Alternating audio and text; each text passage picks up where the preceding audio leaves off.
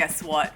It's my birthday today. I'm officially 27 years old, which is edging uncomfortably close to 30 for my liking. I've been doing some reading up on some Chinese birthday traditions, and I've just learned that at the time of birth, newborn babies in China are already considered to be 1 year old. So if getting 1 year older wasn't annoying enough, I've just learned that in China, I'm actually 1 year older. As you may or may not know, China has a lot of superstitions, and birthdays are no exception. For example, in China, women do not celebrate turning 30, 33 or 66. The 30th birthday is considered to be very unlucky for women, and instead of celebrating it, many women will just choose to remain 29 for an extra year. I very much like and support this concept. In fact, I think I've decided to stay 26 for one more year.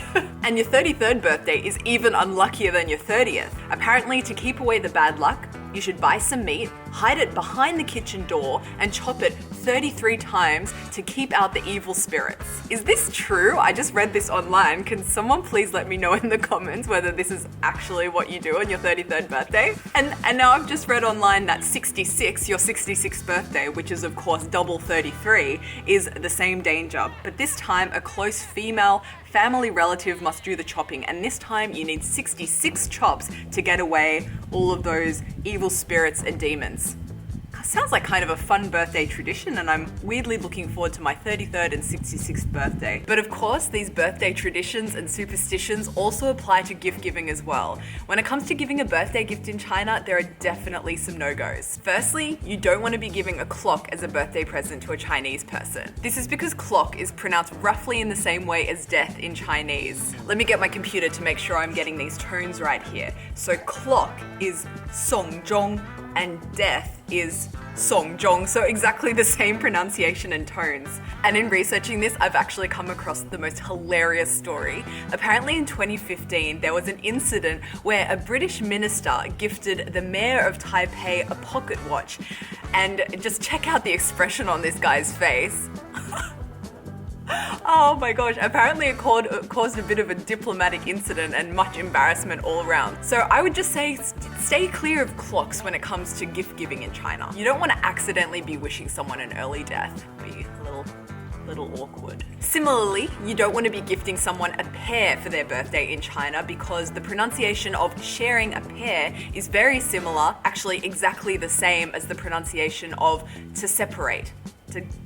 To part ways. So unless you're planning on breaking up with your boyfriend or girlfriend on their birthday, which is a total dick move by the way, probably avoid giving them a pear. And finally, whatever you do, under any circumstance, never ever ever gift someone in China a green hat. Long story short, wearing a green hat as a man in China means that your girlfriend or your wife is cheating on you. So yeah, stay away from green hats in general.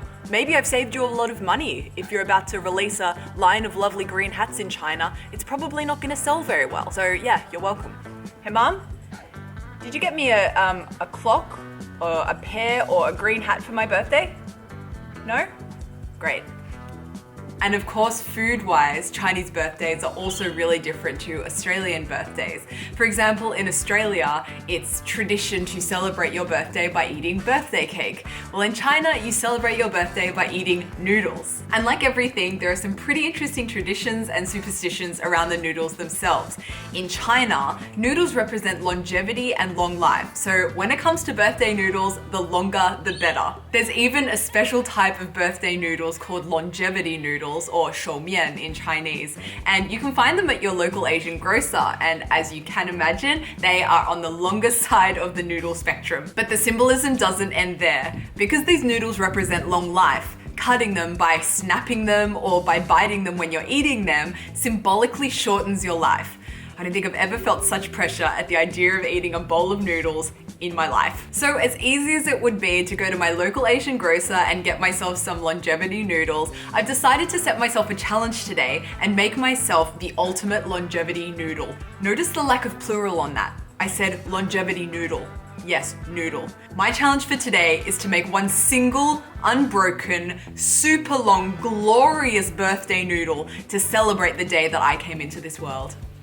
How do I make it? How am I supposed to eat it? I have no idea. Let's get to work. So obviously, the first stop in my research of how to make super long Chinese birthday noodles was Skillshare, which is basically the most magical place on earth for people who want to learn how to do stuff. Unfortunately, there are currently no available classes on how to make super long noodles, but there are a whole lot of other things you can do there. How about you take a 10-day journaling challenge to stimulate the creative writer inside of you? There are even some Chinese language classes on here that you can check out. The sky is the limit. Well, but everything before super long Chinese noodles.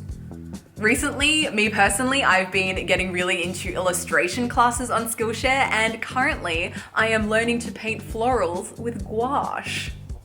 If you haven't already guessed, this video is sponsored by Skillshare, so a big thank you to them. And a gift for you guys, the first 1,000 people to click the link in my description are gonna get 2 free months worth of Skillshare Premium. So get on that and get learning. So when it comes to these ultra long noodles, in my research here, I've come across 2 main methods that I think should do the trick and allow me to make one single long unbroken noodle.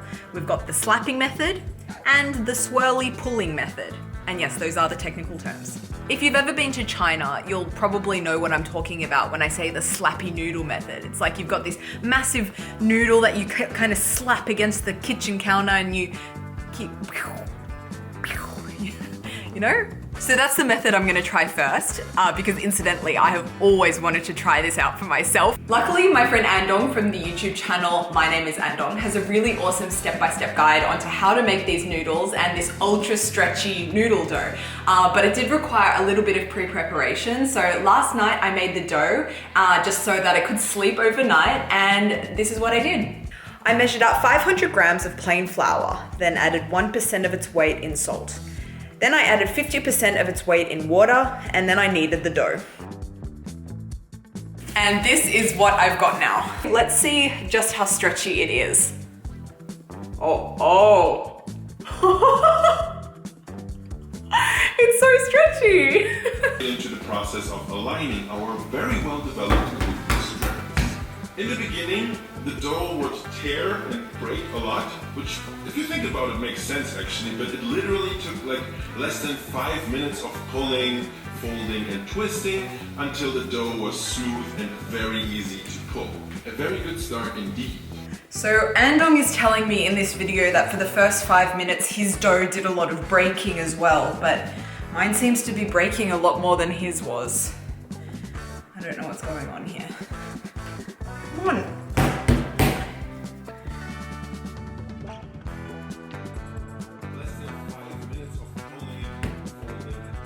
So it's been about 20 minutes now that I've been sitting here trying to pull this dough, and it just keeps breaking on me. I've obviously done something very wrong in the dough making process. I'm not really sure exactly what I've done wrong, but this isn't looking anything like Andong's beautiful noodles he's making there. So I have decided to give up on method 1 and move on to method 2, which is of course the swirly pulling method. Fingers crossed it yields better results. So what is this swirling pulling method that I keep referring to? Well, it's basically just this way of making super long noodles that I keep coming across online, that people, they have a bowl of dough, then they roll it out into this really long thread of dough, and then they spiral it around itself on a plate, brush it with oil, and then gently feed it into this pot of boiling hot water. And in doing that, it makes the noodle get longer and longer and longer. And at the end of the day, you've got this big long noodle. And it looks kind of approachable. It doesn't look too scary. Yeah, so I'm gonna give it a go. I hope it works because I don't have a method 3. So it's either this works or I don't have birthday noodles. This time I used 300 grams of flour, 3 grams of salt, as well as 150 milliliters of water. Then I kneaded it until it was nice and smooth.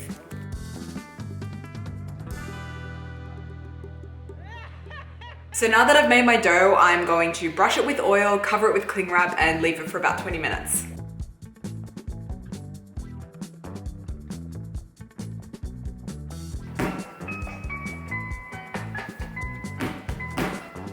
I am feeling a lot more optimistic about this noodle. I've already made it quite long and it hasn't broken. I'm just very slow and steady, gradually getting it smaller and smaller. I think this is gonna work.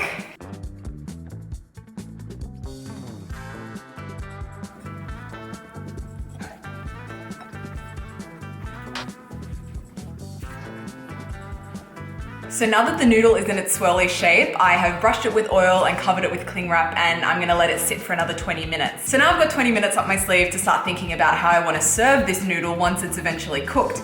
Because bet you believe, I'm not eating no plain noodle on my birthday. It's gotta have some kind of flavor in there, but how do I best do it so that the noodle doesn't break? I must protect my noodle. Stir frying, I've decided, is just way too risky an option. There's no way I'm gonna be able to get in there with a spatula and like mix it around without breaking it somehow, so that's off the table. I thought a good way to go about it is just to make a little broth that I can pour over the top of the noodles and eat it like a noodle soup. So that's what I'm gonna do right now. I'm gonna prepare a super simple Chinese style noodle broth, which should only take about 20 minutes to make. Okay, so this super simple stock calls for 3 cups of chicken stock first. So I'm just gonna plop that in. Then 2 cloves of smashed garlic and a decent few slices of ginger. Then I'm going in with 1.5 tablespoons of light soy sauce, 2 teaspoons of sugar, 1/2 teaspoon of sesame oil, and then 1.5 tablespoons of Chinese cooking wine. So as I said, super simple, put that on the heat for 5 to 10 minutes and you've got broth. Easy. So boiling water is ready. I think these are gonna be quite thick, a bit too thick, but I just want my noodle.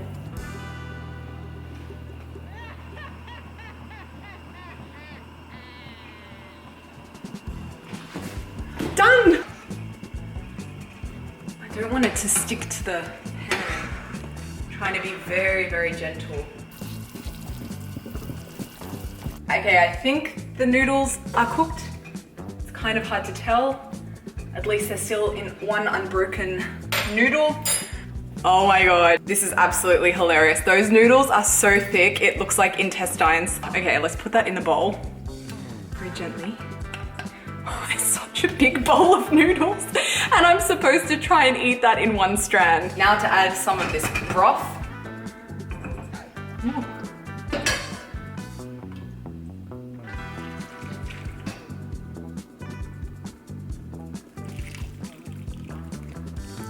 I did it! There we have it, the ultimate longevity noodle, one strand of noodle. Yeah, let's give it a go. Happy birthday to you, happy birthday to you, happy birthday dear Amy, happy birthday to you. Oh, what a surprise, a longevity noodle! So as I mentioned earlier, according to Chinese tradition, by biting the noodle or breaking the noodle, you're symbolically shortening your life. So I have here in front of me 300 grams of flour, a huge bowl of noodles, the thickest noodles I think I've ever seen in my life, and I'm supposed to eat it in a single strand. I'm just gonna say now that that's not gonna happen, but I'm gonna give it my best go. Let's see.